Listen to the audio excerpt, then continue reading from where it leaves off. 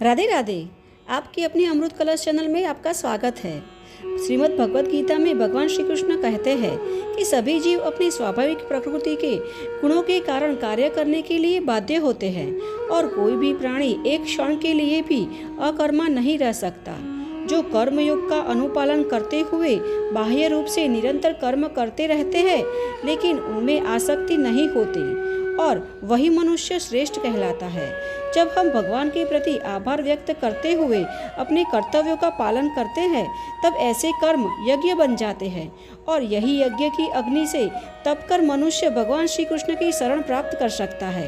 हर एक मनुष्य को अपने कर्म करते हुए आध्यात्मिक जगत में प्रगतिशील तो रहना ही चाहिए और आध्यात्मिक जगत में प्रगति करने हेतु अनेक मार्ग हमारे महापुरुष ऋषियों ने बतलाए हैं, जैसे कि जप, तप, दान, वैदिक ग्रंथों का अध्ययन तथा एकादशी जैसे पवित्र दिनों पे उपवास करना तथा अन्य अनेक शुभ साधनों द्वारा भगवान श्री कृष्ण की भक्ति प्राप्त की जा सकती है। और भगवान श्री कृष्ण की भक्ति प्राप्त करने हेतु ही हम आपके लिए श्रीमद् भागवतम कथाएं लेकर आए हैं, जिसका श्रवण करने से हमारा मन प्रसन्न हो जाता है। तो चलिए हम हमारी कथा के अगले अध्याय की ओर चलते हैं। हमने हमारी कथा में सुना कि क्रूर कंस अपनी बहन की 8वीं संतान को मारने के लिए कारावास में पहुंचा, किंतु जैसे ही उसने उस नवजात बालक को मारने का प्रयास किया तो वह नवजात कन्या आकाश में उड़ गई और माँ दुर्गा का रूप लेकर कंस को बतलाया कि उसका काल तो कहीं और जन्म ले चुका है। और इस बात से भयभीत होते हुए कंस ने अपनी बहन देवकी और वसुदेव की क्षमा याचना की, किंतु जो दुष्ट बुद्धि वाले होते हैं वे कभी भी अपना दुष्ट कर्म नहीं छोड़ते। उसने दूसरे दिन अपने दुष्ट सलाहकारों को बुलाया और उनसे सलाह मांगी तो उन्होंने कहा कि जो भी नवजात बालक ने आसपास के गांव में जन्म लिया है उसकी हत्या कर देते हैं, जिससे कंस को कोई भय नहीं रहेगा। अब कंस ने भी यह बात को मान लिया और अपनी असुरी सेना को तैयार किया। उनको आदेश दिया कि जिसने भी पिछले 10 दिनों में जन्म लिया है उसकी हत्या कर दो। अब इस तरफ तो नंद महाराज पुत्र के जन्मोत्सव की तैयारियां करने लगे थे। दूसरे ही दिन सुबह घोषणा करवाई कि यशोदा जी ने पुत्र को जन्म दिया है और वैदिक रिवाज अनुसार नंद महाराज ने ब्राह्मणों तथा ज्योतिषों को आमंत्रित किया। उनके पास अपने पुत्र की जन्म कुंडली बनवाई और साथ ही जन्म की अन्य विधियों को भी करवाया। नंद महाराज इतने खुश थे कि उन्होंने ब्राह्मणों को वस्त्र अलंकार से सजी हुई 2 लाख गायें दान दी और इतना ही नहीं सुवर्ण अलंकार एवं वस्त्र जैसे अनेक दान दिए। नंद महाराज के पुत्र जन्मोत्सव में आसपास के सभी गांव के गोप मंडल और सर्व गोपियां अत्यंत प्रसन्नता पूर्वक सुंदर मूल्यवान वस्त्र अलंकारों से धारण कर इस उत्सव में शामिल हुए।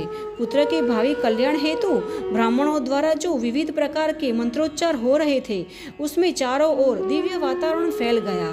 साथ में हर्षोल्लास के साथ गीत गान और मृदंग के नाद के साथ पूरा गोकुल गूंज उठा था।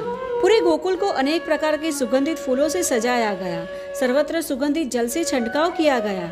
इतना ही नहीं, सभी गायों और बछड़ों को भी लाल पीले रंगों द्वारा चित्राकृतियों से सजाया गया। आकाश से भी सभी देवी देवता गंधर्व इस उत्सव में शामिल हुए और आकर सभी ने बाल कृष्ण को आशीर्वाद दिया और सुगंधित तेल, चंदन, दही, दूध और जल से उनका अभिषेक किया। केवल बाल कृष्ण का ही अभिषेक नहीं किया किंतु वहां उपस्थित सभी जनों पर भी उसका छिड़काव किया गया।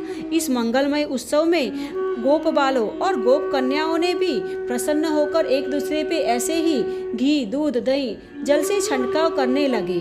नंद महाराज भी गोपियों के इस उत्साह को देखकर बहुत ही प्रसन्न हुए और उनको अनेक भेंट, सौगात और पुरस्कार दिए। तो इस तरह हर्षोल्लास के साथ नंद महाराज ने अपने पुत्र का जन्मोत्सव मनाया।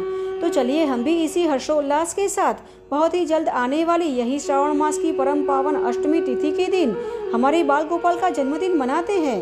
जन्माष्टमी का उत्सव मनाने की तैयारियां करते हैं और हमारे जीवन और घर में हमारे प्रिय बाल गोपाल को बुलाते हैं। तो चलिए अब हम मिलेंगे ऐसी ही सच्ची और प्रमाणभूत कथाओं के साथ, जिसका श्रवण करने हेतु आपकी अपनी अमृत कलश चैनल को सब्सक्राइब कर लेना और नोटिफिकेशन बटन को भी ऑन रखना, जिससे कि हमारे द्वारा आने वाले ऐसी ही प्रमाणभूत कथाओं का आप निरंतर श्रवण कर सके और अपने आध्यात्मिक जीवन में प्रगति कर पुण्य फल की प्राप्ति कर सके। और हाँ, हमारी यह कथा आपको अच्छी लगी है तो एक लाइक ज़रूर करना और अपने मित्र और परिवार को भी यह शेयर करना, जिससे कि उनको भी यह कथाएं सुनने का लाभ और पुण्य फल मिल सके। तो फिर से मिलेंगे हमारे लड्डू गोपाल की बाल लीलाओं की कथाओं के साथ। तब तक के लिए राधे राधे।